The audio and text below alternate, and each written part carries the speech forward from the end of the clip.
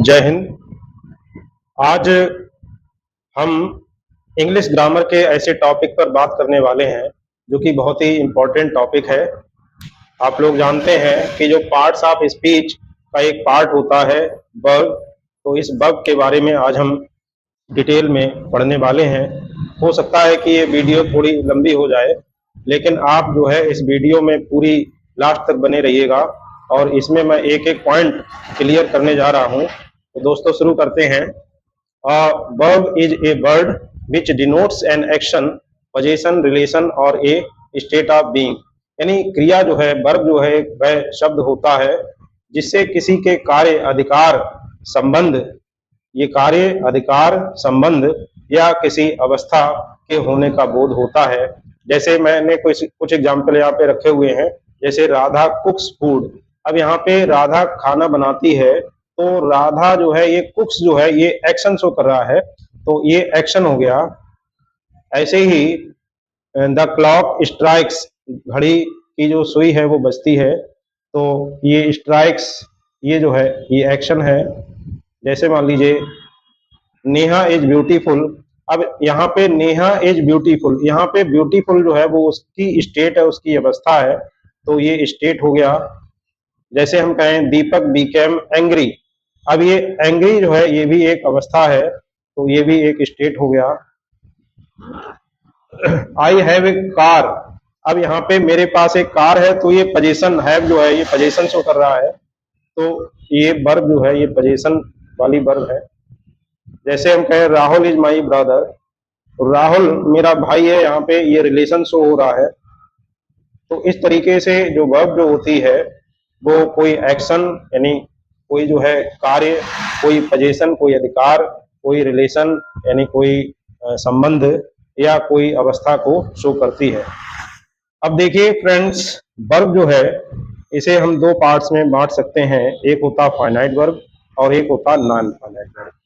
Finite verb को भी हम फर्दर दो पार्ट्स में बांट सकते हैं। एक होता है प्रिंसिपल वर्ब और एक होता है ऑक्सिलरी वर्ब। जैसे हम कोई सेंटेंस बनाते हैं, तो कुछ सेंटेंसेस ऐसे होते हैं जिनमें ऑक्सिलरी वर्ब और प्रिंसिपल वर्ब दोनों आते हैं। कुछ सेंटेंसेस ऐसे होते हैं जिनमें केवल प्रिंसिपल वर्ब आता है। मैं एक ऐसा सेंटेंस बताता हूं जिसमें ऑक्सिलरी वर्ब और प्रिंसिपल वर्ब दोनों आते हैं, तो ये मैं बताऊंगा अभी, लेकिन पहले प्रिंसिपल वर्ब को समझ लें। प्रिंसिपल वर्ब जो है ये दो पार्ट में फर्दर डिवाइड कर सकते हैं। एक होता है ट्रांजिटिव वर्ब, ट्रांजिटिव वर्ब, और एक होता है इंट्रांजिटिव वर्ब, इंट्रांजिटिव वर्ब। ये ट्रांजिटिव और इंट्रांजिटिव में बहुत ज्यादा नहीं फंसना है, लेकिन अगर कहीं पे पूछा जाता है तो हम बड़े आराम से बता सकते हैं कि जिस सेंटेंस में वर्ब के आगे कोई जिस सेंटेंस में वर्ब के आगे कोई ऑब्जेक्ट लगा हुआ, चाहे वो डायरेक्ट ऑब्जेक्ट हो चाहे इनडायरेक्ट ऑब्जेक्ट हो, तो वो वर्ब जो है वो ट्रांजिटिव वर्ब होगा। और जिस सेंटेंस में कोई भी ऑब्जेक्ट नहीं होगा वो इनट्रांजिटिव वर्ब होगा। तो दोस्तों, अब जैसे ये finite verb, non finite verb और फाइनाइट के जो दो पार्ट्स हैं, प्रिंसिपल वर्ब और ऑक्सिलरी वर्ब, फिर प्रिंसिपल वर्ब के भी दो पार्ट हो गए, एक ट्रांजिटिव वर्ब और एक इंट्रांजिटिव वर्ब। तो इनको विद एग्जाम्पल हम लोग विस्तार से समझते हैं।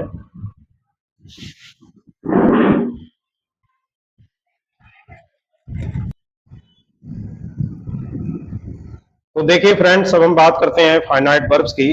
हम एक एक करके जितने भी मैंने वर्ब्स बताए हैं, finite verb, non finite verb, principal verb, auxiliary verb और ट्रांजिटिव वर्ब, इंट्रांजिटिव वर्ब, इन सबको मैं विद एग्जाम्पल एक एक करके बहुत ही माइन्यूटली बताऊंगा और आप लोग बहुत ध्यान से सुनेंगे।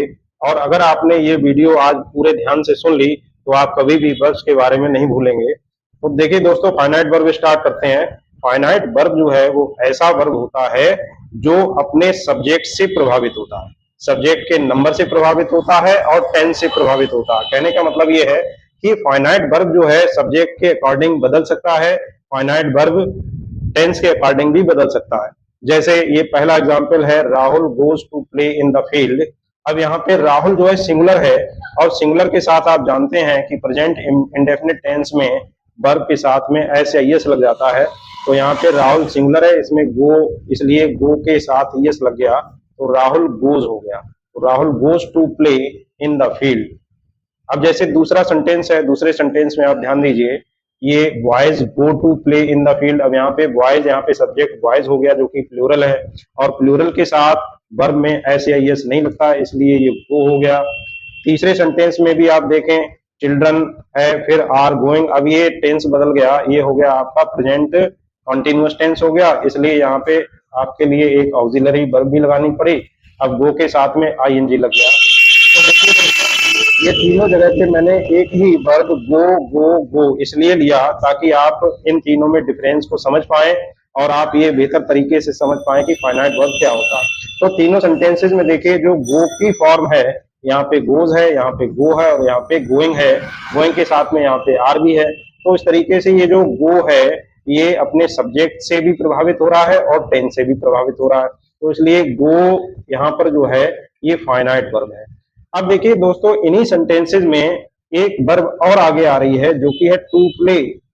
यहाँ पर भी टू प्ले है और यहाँ पर भी टू प्ले है, तो प्ले भी वर्ब होती है। लेकिन अब तीनों सेंटेंसेस में चाहे राहुल सिंगुलर हो, चाहे बॉयज प्लूरल हो, चाहे यहाँ पे चिल्ड्रन आर गोइंग यानी टेंस चेंज हो रहा है, तो तीनों सेंटेंसेस में टू प्ले और टू प्ले आ रहा है। यानी यहाँ पर ये वाली वर्ब जो है ये चेंज नहीं हो रही है, इसकी फॉर्म चेंज नहीं हो रही है। तो देखिए जिस वर्ब की फॉर्म चेंज नहीं होती है अपने सब्जेक्ट के अकॉर्डिंग या टेंस के अकॉर्डिंग, तो वो जो वर्ब होती है वो नॉन फाइनाइट वर्ब कहलाती है। और जो वर्ब अपने सब्जेक्ट के अनुसार और टेंस के अनुसार चेंज हो जाती है तो वो फाइनाइट वर्ब हो जाती है। जैसे यहाँ पे गोज है, जैसे यहाँ पे गो है, जैसे यहाँ पे आर गोइंग है, ये सब की सब जो है ये फाइनाइट वर्ब।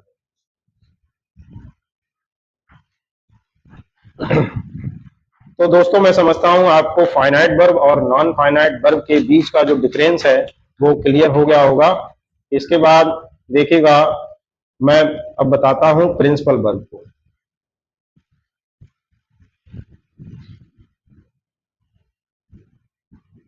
देखिए दोस्तों, जैसे ये जो सेंटेंस है, इस सेंटेंस को मैं यहां पर ले रहा हूं, ये मैं फिर से लिख रहा हूं, children are going, children are going to play in the field. तो देखिए ये चिल्ड्रन प्लूरल है, इसके साथ में आर आ गया और गोइंग आ गया जो कि फाइनाइट वर्ब है। फाइनाइट वर्ब में ये दो चीजें शामिल हैं, एक गोइंग है और एक आर है। ये भी वर्ब है और ये भी वर्ब है। तो यहाँ पर देखिए ये जो आर जो है ये ऑक्सिलरी वर्ब हो गया, ऑक्सिलरी वर्ब जो कि प्रिंसिपल वर्ब को सपोर्ट करता है। ये गोइंग जो है ये प्रिंसिपल वर्ब हो गया। तो ये जो ऑक्सिलरी वर्ब है इसका काम है प्रिंसिपल वर्ब को सपोर्ट करना, और ये जो है अपने सब्जेक्ट के अकॉर्डिंग यानी सब्जेक्ट का जो नंबर होता है उसके अकॉर्डिंग आता है। जैसे अगर बात की जाए कि अगर प्रेजेंट की बात की जाए तो प्रेजेंट में सिंगुलर के साथ इज आता है, प्लूरल के साथ आर आता है, आई के साथ हमेशा एम आता है, सिंगुलर के साथ इज, प्लूरल के साथ आर और आई के साथ एम आता है। और अगर पास्ट टेंस की बात की जाए तो पास्ट टेंस में सिंगुलर के साथ बाज आता है और प्लूरल के साथ वर आ जाता है। तो ये जो है ये ऑक्सिलरी वर्ब्स होते हैं, और ऑक्सिलरी वर्ब्स आप जानते हैं कि इज, एम, आर, बाज और वर, ये जो है ऑक्सिलरी वर्ब्स होती हैं।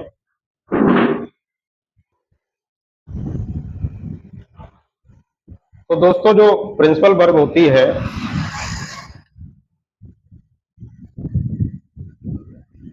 ये वर्ब जो है सब्जेक्ट कौन सा कार्य करता है ये बताती है, और जिनसे किसी काम का करना पाया जाता है ऐसी वर्ब जो है वो प्रिंसिपल वर्ब कहलाती हैं। जैसे मान लीजिए द फार्मर प्लोड हिज फील्ड। जैसे है किसान ने खेत जोता, तो ये प्लोड जो है ये प्रिंसिपल वर्ब हो गई। जैसे मान लीजिए कोई दूसरा एग्जाम्पल हम समझ लेते हैं। जैसे मान लीजिए ये है the we have completed our work, we have completed our work. तो यहाँ पे देखिएगा, अगर बात की जाए तो कंप्लीटेड जो है ये आपका प्रिंसिपल वर्ब हो गया, और हैव जो है ये आपका ऑक्सिलरी वर्ब हो गया। प्रिंसिपल वर्ब के लिए हैव सपोर्ट कर रहा है, और ये हैव ये वी के अकॉर्डिंग आया है, वी का जो नंबर है उसके अकॉर्डिंग हैव आया है। कहीं पे हैज आता है, कहीं पे हैव आता है, और कहीं पे हेड आता है। हेड जो है टेंस के अनुसार चेंज होता है, और हैज और हैव जो है वो सब्जेक्ट के नंबर के अनुसार चेंज हो जाता है। जैसे मान लीजिए कोई दूसरा एक एग्जाम्पल समझ लें, जैसे दे मस्ट हैव बीन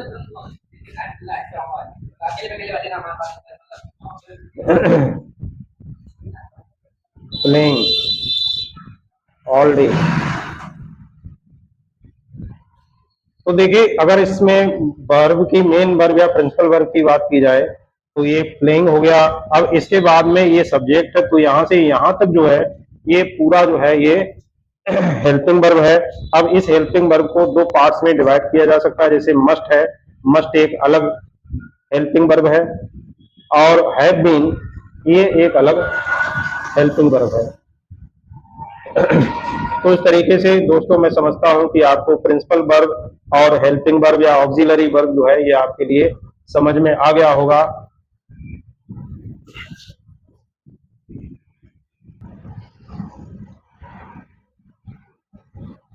अब देखिए, आगे हम बात करेंगे काइंड्स ऑफ प्रिंसिपल वर्ब की।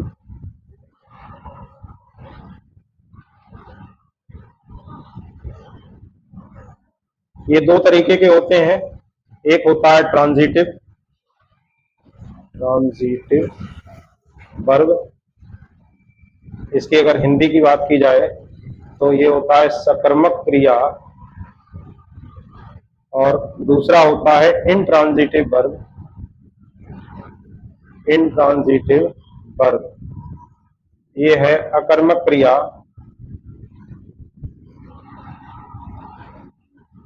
तो जैसा कि मैं पहले ही आपके लिए मेंशन कर चुका हूं कि ऐसे सेंटेंसेस जिनमें ऑब्जेक्ट भी होता है वर्ब के साथ, तो उन वर्ब्स को ट्रांजिटिव वर्ब कहते हैं, और जिनके साथ ऑब्जेक्ट नहीं होता है, ऑब्जेक्ट के अलावा और कुछ हो सकता है, कॉम्प्लीमेंट हो सकता है, तो वो जो है इनट्रांजिटिव वर्ब कहलाते हैं। इसके लिए मैं एग्जांपल से बताता हूं। जैसे the teacher is teaching grammar in the class.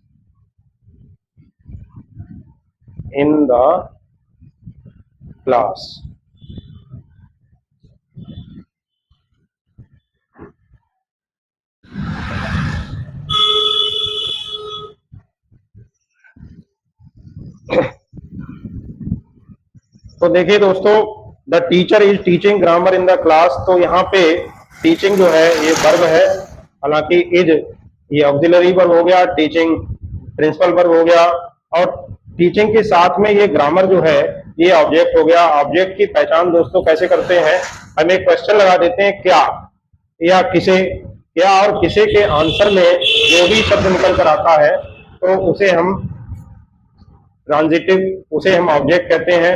जैसे यहाँ पर देखिए, the teacher is teaching grammar in the class, teacher जो है कक्षा में ग्रामर पढ़ा रहे हैं। तो अगर हम इसमें क्वेश्चन बनाएं, टीचर कक्षा में क्या पढ़ा रहे हैं, तो क्या के आंसर में ग्रामर आ रहा है, ये क्या के आंसर में आ रहा है ग्रामर। तो क्या के आंसर में जो भी शब्द आएगा उसे जो है हम ऑब्जेक्ट कहेंगे, और वो ऑब्जेक्ट जो है वो डायरेक्ट ऑब्जेक्ट होता है। क्या के आंसर में जो ऑब्जेक्ट निकल कर आता है वो डायरेक्ट ऑब्जेक्ट होता है। तो उस तरीके से यहाँ पर ग्रामर जो है वो ऑब्जेक्ट है। अब जरा इस पूरे सेंटेंस में आप ध्यान दें कि पूरे सेंटेंस में ये जो ऑब्जेक्ट है ये मौजूद है। जब ऑब्जेक्ट मौजूद होगा तो उसका जो वर्ब होगा वो ये ट्रांजिटिव वर्ब होगा। तो इस तरीके से चूंकि इसमें ऑब्जेक्ट की मौजूदगी है, तो ऑब्जेक्ट की मौजूदगी में जो वर्ब है वो ट्रांजिटिव वर्ब कहलाएगा। एक और एग्जांपल समझ लीजिए। जैसे मान लीजिए हम बात करें, the doctor is giving medicine to the patient.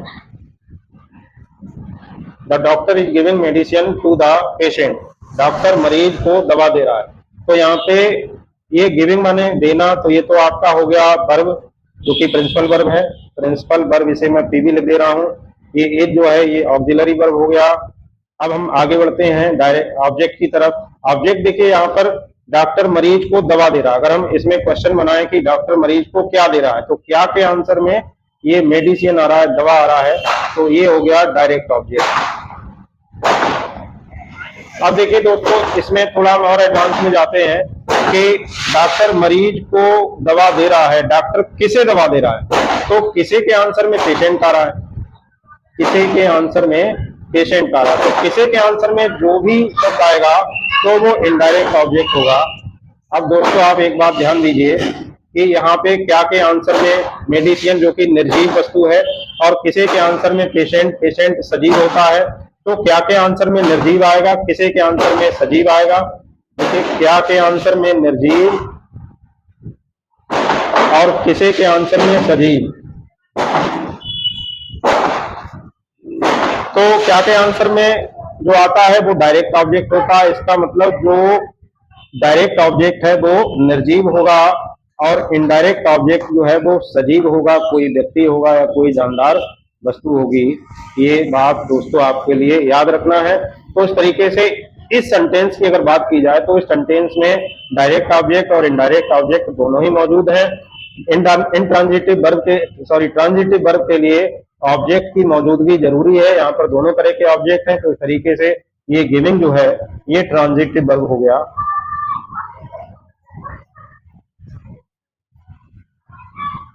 जैसे एक और सेंटेंस में लेता हूं, my father is going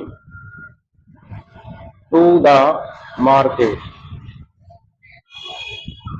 my father is going to the market, मेरे पिताजी बाजार जा रहे हैं। तो यहां पर अगर हम इसमें क्वेश्चन क्या और किसे शब्द लगाकर बनाना चाहें तो वो हम नहीं बना सकते। मेरे पिताजी बाजार जा रहे हैं, हम ये बना सकते हैं कि मेरे पिताजी कहाँ जा रहे हैं, लेकिन हम ये नहीं बना सकते कि मेरे पिताजी किसे जा रहे हैं या मेरे पिताजी क्या जा रहे हैं। ये हम सेंटेंस नहीं बना सकते, ये क्वेश्चन नहीं बना सकते। तो यहाँ पर क्या और किसे के आंसर में कुछ भी नहीं मिल रहा है। तो इस तरीके से इस सेंटेंस की अगर बात की जाए तो इस सेंटेंस में ऑब्जेक्ट मौजूद नहीं है। ये जो गोइंग वर्ब है, वर्ब के बाद में टू द मार्केट है, ये कॉम्प्लीमेंट है, ऑब्जेक्ट नहीं है। तो इसलिए क्योंकि इसमें ऑब्जेक्ट नहीं है तो ये जो गोइंग जो वर्ब है ये इंट्रांजिटिव वर्ब होगा, इंट्रांजिटिव वर्ब। तो दोस्तों मैं समझता हूं कि आपके लिए ट्रांजिटिव और इनट्रांजिटिव वर्ब जो है ये अच्छी तरीके से समझ में आ गया होगा। अब हम इसमें थोड़ा और आगे बढ़ेंगे और इसमें अब हम बात करेंगे लिंकिंग वर्ब की।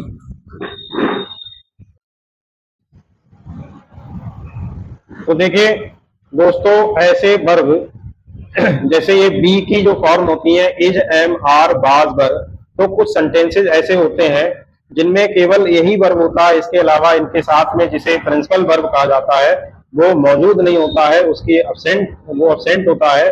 तो ऐसी स्थिति में यही वर्ब जो है मेन वर्ब का काम करते हैं।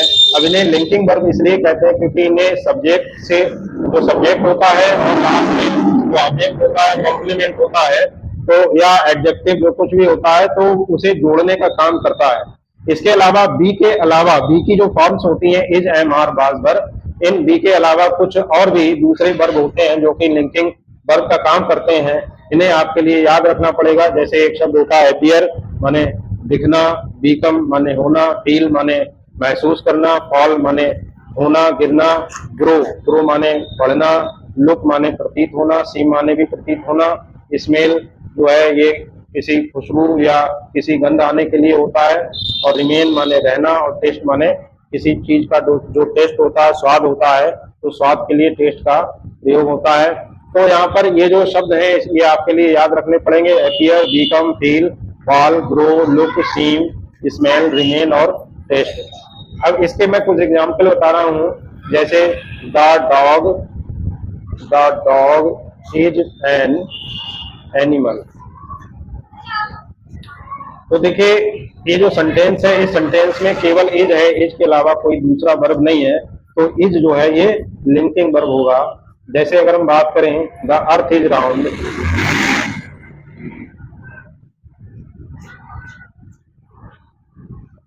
तो यहां पर भी देखिए इज है, इज के अलावा कोई दूसरा वर्ब नहीं है, तो ये भी लिंकिंग वर्ब होगा। जैसे मान लीजिए हम बात करें द बॉयज वर प्लेयर्स, लड़के खिलाड़ी थे, तो यहाँ पर वर्ब वर जो है वर्ब है और इसके अलावा कोई दूसरी वर्ब नहीं है, तो ये जो है ये भी लिंकिंग वर्ब का काम करेगी।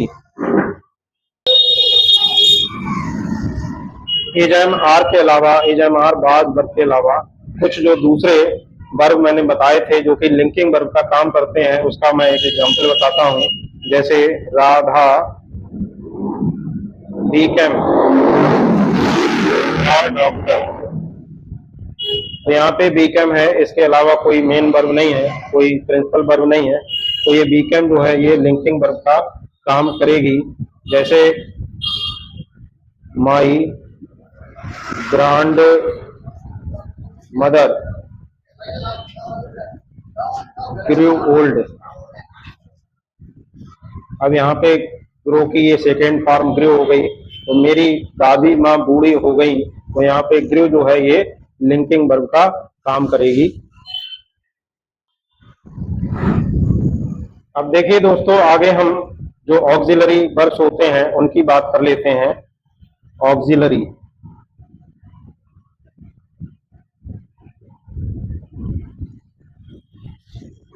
ऑक्सिलरी वर्ब दो प्रकार के होते हैं। एक तो होता है primary auxiliary,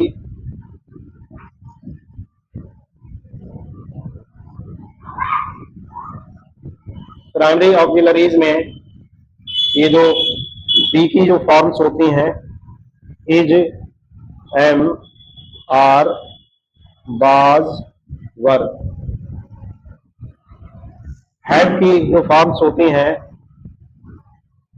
has, have, had, और डू की फॉर्म्स होती हैं, डू, डज,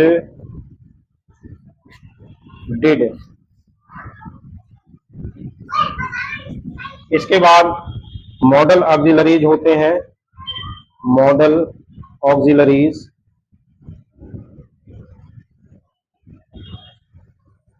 मॉडल ऑक्सिलरीज में आपके लिए ध्यान रखना पड़ेगा, जैसे will, shell,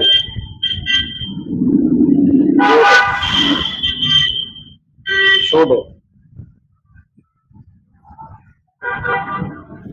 can, could, may, might,